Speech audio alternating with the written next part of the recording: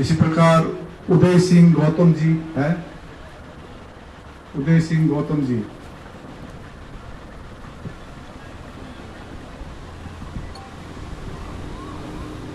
उदय सिंह गौतम जी नहीं है तो Buddhist society of India Uttar Pradesh से आए हुए हैं। उनसे अनुरोध करते हैं आप सामने आ जाए, कोई एक प्रतिनिधि और अपनी बात रखे।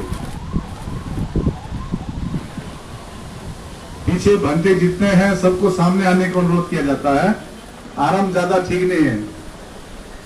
आइए सामने आके बैठे यहाँ पर, और यहाँ पर जितने साइड में बैठे हैं सब लोग बीच में आ जाए, क्योंकि सरकार से आते हैं लोग, पुलिस आती है, फोटो लेते हैं, तो फोटो में यहाँ कर आता है, चेयर का फोटो नहीं आता। तो आप लोग संभवतः पंडल के अंदर बैठिए, इधर उधर ना घूमे। पीछे जो है सामने आ जाइए। राजवीर सिंह बौद्ध, बुद्धिस्ट प्रदेश अध्यक्ष उत्तर प्रदेश, यहाँ पर उत्तर प्रदेश से है, और Buddhist society of India doctor Bhimrao Yashwant Ambedkar की टीम है।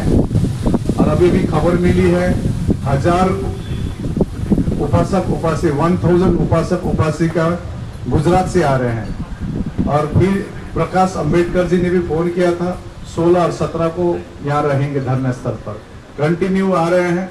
और आपसे अनुरोध है, आपको बहुत बहुत साधुवाद बुद्धिस्ट सोसाइटी ऑफ इंडिया के राष्ट्रीय अध्यक्ष और उनकी संपूर्ण टीम को धन्यवाद। और अपनी बात रखिए। धन्यवाद आकाश लामा जी। महाकारुणिक तथागत समीक्षम बुद्ध परम पूजनीय बोधसत्व बाबा साहिब डॉक्टर अंबेडकर एवं तीर्थ समाज के लिए समय समय पर काम करने वाले हमारे सभी महापुरुषों को मेरा वंदन नमन। यहाँ पांडाल में उपस्थित विशाल भिक्षु संघ को त्रिवार वंदनामि। इस कार्यक्रम का संचालन कर रहे आकाश लामा जी और उनकी संपूर्ण टीम, यहाँ उपस्थित बुद्धिस्ट सोसाइटी ऑफ इंडिया के राष्ट्रीय संगठक आदरणीय जयसिंह सुमन भट्ट जी, मेरे साथ चलकर अलीगढ़ से आए प्रदेश कोषाध्यक्ष आदरणीय शौर्य सिंह भट्ट जी, प्रदेश सचिव मदन मोहन गौतम जी, मथुरा से सभी साथी, और भी जो या नागपुर या अन्य स्थलों से जो भारत के कोने कोने से आए सभी उपासकों को मेरा नमो बुद्धा जय भीम। साथियों, सबसे पहले मैं साधुवाद देना चाहता हूँ पूज्य भिक्षु संघ को, जो यहाँ विगत 57 दिन से इस महाबोधि महाविहार आंदोलन के लिए डटे हुए हैं। अपने सुख दुख की चिंता किए बगैर। दूसरा, आकाश लामा जी ने ये जो क्रांति छेड़ी है उसके लिए बहुत बहुत साधुवाद, बहुत बहुत। क्योंकि इससे पूर्व आप सभी ने पढ़ा होगा, बौद्ध हैं, श्रीलंका के अनागारिक धम्मपाल जी ने महाबोधि महाविहार सहित भारत देश के जो तमाम बौद्ध स्थली थी उनको मुक्त कराने के लिए आंदोलन किए, लेकिन वो पूर्ण रूप से सफल नहीं हो पाए। उसके बाद सुरेश ससई जी बंते जी के नेतृत्व में भी आंदोलन हुआ। उस समय भी हम एकाकी बात नहीं कर पाए और पूरे भारत देश के जो बौद्ध भिक्षु संघ थे, उपासक संघ थे, उनको इकट्ठा नहीं कर पाए। और ये जो ताकत होनी चाहिए थी एकत्रित, वो नहीं हो पाई, वो हमारा आंदोलन भी विफल रहा। और ये जो बीटी एक्ट है 1949, ये हमें रद्द नहीं हो पाया और ये हमें हमारा जो बौद्ध विहार है वो हमें सौंपा नहीं गया। इस आंदोलन की नींव जो रखी गई है और इसके बाद जो घटनाएं घटी हैं वहां से इनको हटाया गया जबरन प्रशासन द्वारा, और इस स्थल पर बड़ी मजबूती के साथ ये आंदोलन खड़ा किया गया। अपना बनते करुणाशील राहुल जी ने इसको ताकत प्रदान की है।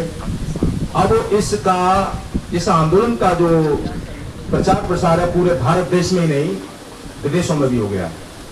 BBC लंदन, अन्य विदेशी चैनल भी इस मुद्दे को उठा रहे। बुद्धिस्ट सोसाइटी ऑफ इंडिया के राष्ट्रीय कार्याध्यक्ष, जैसा कि आकाश लामा जी ने भी आपको बताया, भीमराव यशवंतराव अम्बेडकर जी यहाँ 2 दिन इस मूवमेंट को अपनी ताकत प्रदान कर चुके हैं। और मेरी बात हुई थी तो उन्होंने बताया कि हम दूसरी बार भी यहाँ आएंगे। उन्होंने जो लेटर निकाला था केंद्रीय कार्यालय से महाबोधि महाविहार को मुक्त कराने के लिए, वो प्रदेश अध्यक्षों को जारी हुआ। प्रदेश अध्यक्ष होने के नाते मैंने अपने सभी जिलाध्यक्षों को निर्देश जारी किया कि प्रारूप जो भेजा गया है केंद्रीय कार्यालय से, उस प्रारूप को भरकर माननीय मुख्यमंत्री नीतीश कुमार बिहार राज्य के, उनको वो पूरा का पूरा ज्ञापन भेजा गया और उसकी प्रतिलिपि महामहिम राष्ट्रपति जी, माननीय प्रधानमंत्री जी, भारत सरकार को भेजी गई है। ये मेरे सभी जिलाध्यक्षों के द्वारा किया जा चुका है। हर जिले में ये निर्देश जारी कर दिए गए हैं कि अपनी तिथि अनुसार आपकी जो रेलवे में रिजर्वेशन मिल जाए, आपको टिकट मिल जाए, टिकट कराइए, रिजर्वेशन कराइए। महाबोधि बिहार आंदोलन पर जो चल रहा है वहां अपनी उपस्थिति दीजिए। तो अभी तक जो मुझे सूचना मिली है, करीब 7-8 जिले हमारे उत्तर प्रदेश पश्चिमांचल के, जो 22 जिले उनमें से यहाँ वो आ चुके हैं और अपनी तन मन धन से जो भी सहयोग हो सकता है उन्होंने दिया है। उत्तर प्रदेश पश्चिमांचल शाखा की तरफ से आज हम आए हैं 10 सदस्य, 2 बीमार हो गए, 2 की टिकट हमें रद्द करानी पड़ी। हमारे राष्ट्रीय उपाध्यक्ष भी इसमें शामिल थे, उन्हें तकलीफ हो गई।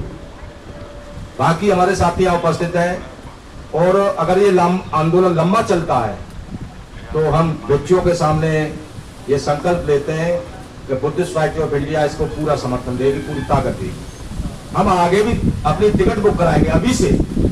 प्रदेश के लोग, तब उसको मुझे मौका नहीं मिला था, कम लोगों ने रिजर्वेशन कराया। अब की हमारा प्रतिनिधि मंडल बढ़ाएगा, उसमें जिले के प्रतिनिधि भी शामिल होंगे अगर ये आंदोलन आगे चलता है तो। वैसे हम उम्मीद करते हैं, भारत सरकार के माननीय प्रधानमंत्री जी से ये अनुरोध करते हैं कि ये जो हमारी बौद्धों की मांग है ये जायज है। बाबा साहब अम्बेडकर के ने जब संविधान, भारतीय संविधान की रचना कर दी, सारे राजशाही जितने भी गणतंत्र थे, छोटे छोटी रियासतें थी, उनको मिला दिया। 26 जनवरी 1950 के बाद जो संविधान लागू हुआ है, उससे पहले के जितने भी एक्ट थे वो स्वतः ही रद्द माने जाने चाहिए थे, मान लेने चाहिए थे। लेकिन बीटी एक्ट, बोध गया टेम्पल एक्ट अधिनियम 1949 उसके बाद भी लागू है। ये अधिनियम बौद्धों के प्रति बेहद अन्यायकारी है और इससे बौद्ध समाज भारत देश का बहुत ही भारत सरकार से दुखी है। हम मांग करते हैं, संवैधानिक तरीके से, वैधिक रूप से मांग करते हैं बुद्ध सोसाइटी ऑफ इंडिया की ओर से कि इस एक्ट को निरस्त करें और महाबोधि बिहार बौद्धों को सौंपे। बुद्ध सोसाइटी ऑफ इंडिया उसमें सहभागिता, केंद्र से परमिशन, केंद्र के जो निर्देश होंगे उसके तहत मैंने अपनी बात रखी है उसमें।